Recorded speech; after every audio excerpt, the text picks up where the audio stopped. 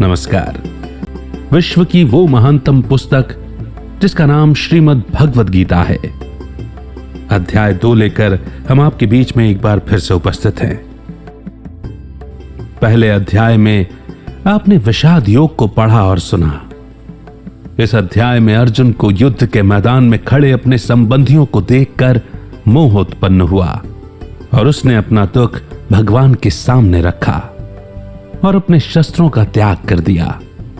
अब आगे अध्याय 2, ज्ञान योग या सांख्य योग।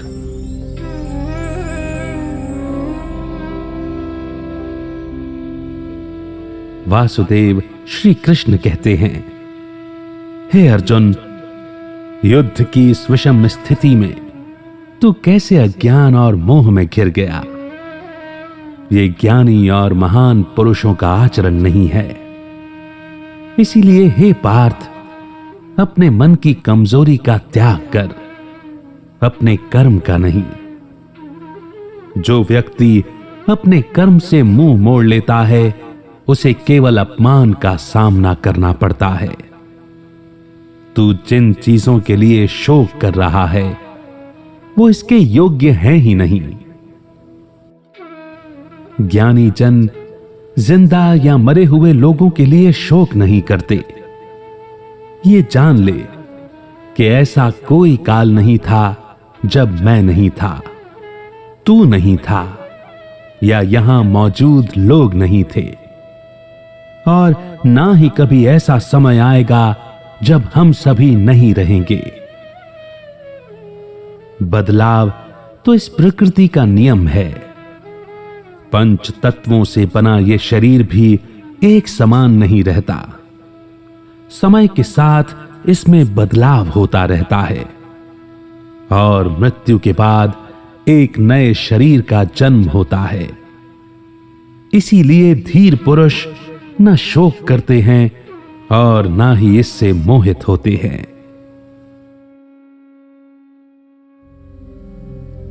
इस श्लोक में अर्जुन के माध्यम से इंसान के मन की स्थिति को दिखाया गया है कि जब उसका सामना किसी चुनौती या मुश्किल परिस्थिति से होता है तो वो किस तरह घबरा जाता है, किस तरह मोह में आ जाता है और अपना कर्म करने के बजाय उससे भागने की कोशिश करता है।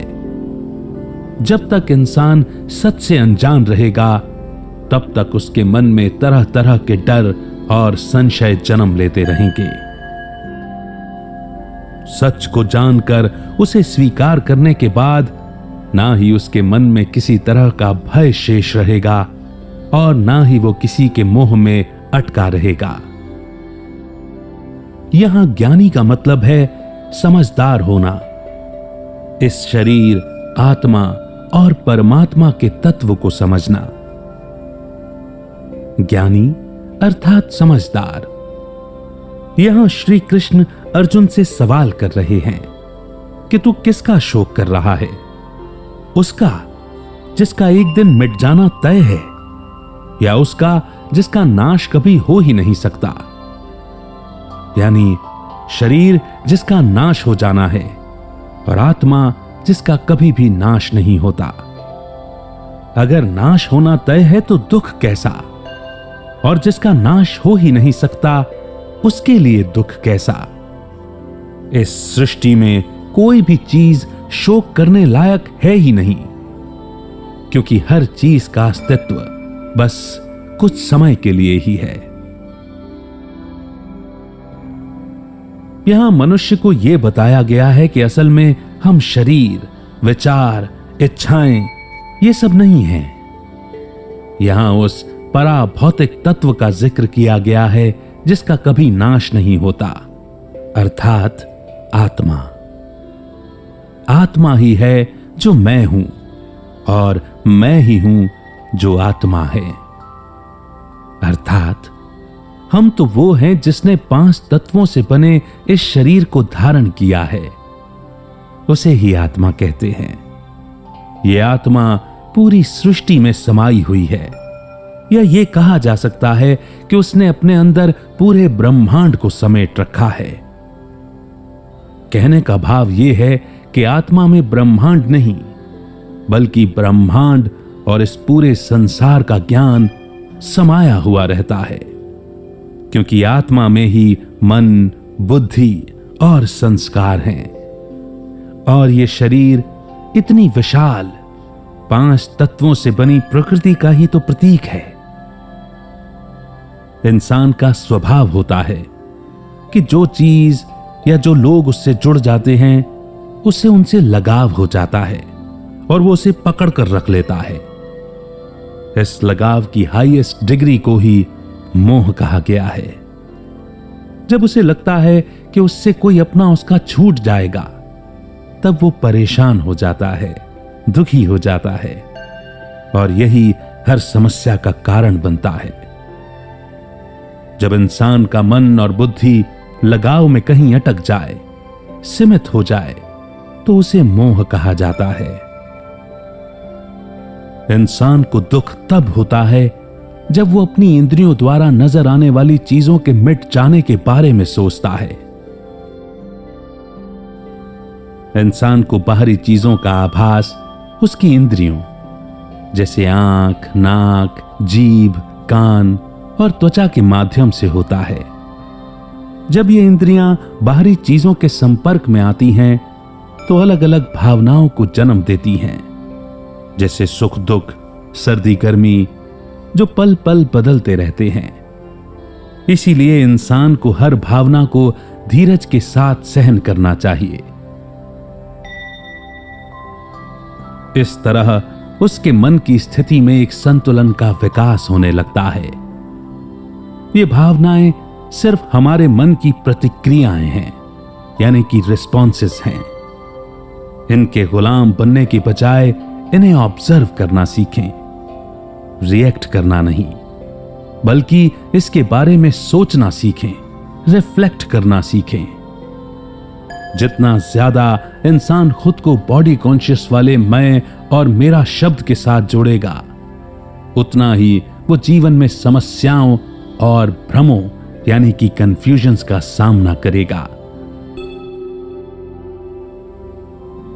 जबकि सत्य ज्ञान कि मैं आत्मा, मेरा शरीर समझकर जिस पल वो अपने सोचने का दायरा और नजरिए को बढ़ाता है और हकीकत को समझकर खुद को पहचानता है कि मैं एक आत्मा हूं, तो उसके भ्रम गायब होने लगते हैं। इंसान का शरीर अग्नि, जल, आकाश, वायु और पृथ्वी इन 5 तत्वों से मिलकर बना है। जब ये 5 तत्व मिलकर एक साथ आ जाते हैं, तब एक नए शरीर का निर्माण होता है। समय के साथ शरीर में बदलाव होता है। पहले बचपन, फिर जवानी आती है और बुढ़ापे के साथ ये शरीर ढलने लगता है। जब शरीर काफी कमजोर हो जाता है या रहने लायक नहीं रहता, तब मृत्यु की स्थिति आती है। जब यह आत्मा शरीर को छोड़ देती है, तो उस इंसान को मृत कहा जाता है। मृत्यु के बाद 5 तत्व वापस प्रकृति में अपने अपने मूल तत्व में मिल जाते हैं। इसीलिए असल में यहां खत्म तो कुछ भी नहीं हुआ, क्योंकि अजर अमर अविनाशी आत्मा तो ज्यों की त्यों रही, और प्रकृति से बना हुआ यह शरीर भी कभी खत्म नहीं होता। वो बस बिखर जाता है और फिर एक साथ एक नए स्वरूप में वापस आ जाता है। आत्मा कभी मरती नहीं, उसका अस्तित्व सदैव था और सदैव बना रहेगा। जो भी बदलाव होता है वो प्रकृति के स्तर पर होता है, यानी जो कुछ भी इस प्रकृति से बना है उसमें बदलाव होता है। आत्मा के स्तर पर कुछ भी नहीं बदलता। आत्मा तो प्रकृति से परे है, पराभौतिक है, मेटाफिजिकल है, इसीलिए वो अविनाशी है। तो जिसका नाश नहीं हो सकता, उसके लिए शोक या दुख कैसा? इस सृष्टि में कभी भी कुछ भी खत्म नहीं होता, बस उसका स्वरूप बदल जाता है। जब हम सच को जानकर उसे स्वीकार कर लेते हैं, तो दुख करने का कोई कारण ही नहीं रह जाता। हमें दुख तब होता है जब हम चाहते हैं कि जिसे हम देख रहे हैं वो हमेशा वैसे का वैसा बना रहे, लेकिन ये तो नामुमकिन है, क्योंकि बदलाव ही प्रकृति की प्रवृत्ति है, वो तो होना ही है। यह आत्मा लगातार अनंत समय से चली आ रही है, इसीलिए दुख करने का तो कोई सवाल ही नहीं उठाना चाहिए। जो चीज प्रकृति से बनती है वो काल और काल चक्र से बंध जाती है, उसका एक साकार रूप होता है, इसीलिए एक न एक दिन उसका नाश होना भी निश्चित होता है। लेकिन जो निराकार है वो काल से परे हो जाता है, इसीलिए आत्मा का कोई कुछ नहीं बिगाड़ सकता।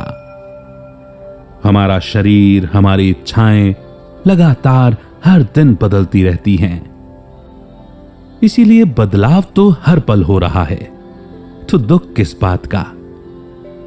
जब इस बदलाव को तुम रोक नहीं सकते, बदल नहीं सकते, तो दुख क्यों करते हो?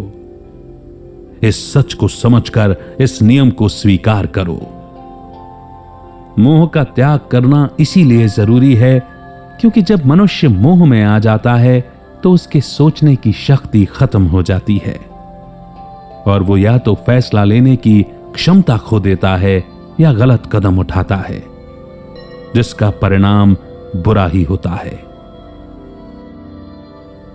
इस श्लोक में यह भी समझाया गया है कि इंसान कमजोर नहीं होता, उसका डर और मोह भ्रम पैदा करता है, कंफ्यूजन क्रिएट करता है, जिस वजह से उसका मन कमजोर पड़ जाता है। ज्ञानी और महान लोग कभी भी अपने कर्तव्य से पीछे नहीं हटते और एक क्षत्रिय होने के नाते अर्जुन को भी अपने शस्त्र संभाल कर युद्ध लड़ना ही होगा। यहां श्री कृष्ण ये समझाना चाहते हैं कि इंसान को अपना समय और मेहनत उन चीजों पर बर्बाद नहीं करनी चाहिए जो इस दुनिया तक ही सीमित रहती हैं। इसके बजाय हमें उन चीजों पर ध्यान देना चाहिए जो आत्मा के लिए जरूरी हैं, आत्मा की उन्नति के लिए जरूरी हैं, इस शरीर के लिए नहीं। अगर इस शरीर का जन्म हुआ है तो इसका एक दिन मिट जाना भी तय है, इसीलिए किसी चीज से मोह मत करो, बस अपना कर्म पूरी निष्ठा और ईमानदारी से करते जाओ।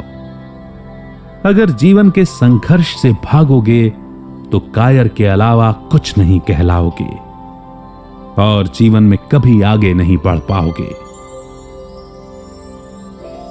इस प्रकार यहां स्पष्ट बताया गया है कि प्रेम अनिवार्य है और मोह त्याग देने यानी कि छोड़ने के योग्य है। मोह के कारण ही परिवारों में कलह और संसार में भ्रष्ट आचरण फैलता है। आपके एहसास, आपकी फीलिंग्स कमेंट सेक्शन में लिखकर हम तक जरूर पहुंचाइएगा ताकि हम अपने काम को और बेहतर कर सकें। एक नए चैप्टर के साथ फिर होगी जल्द ही मुलाकात। तब तक रखिए अपना बेहतर ख्याल। जय हिंद, जय भारत।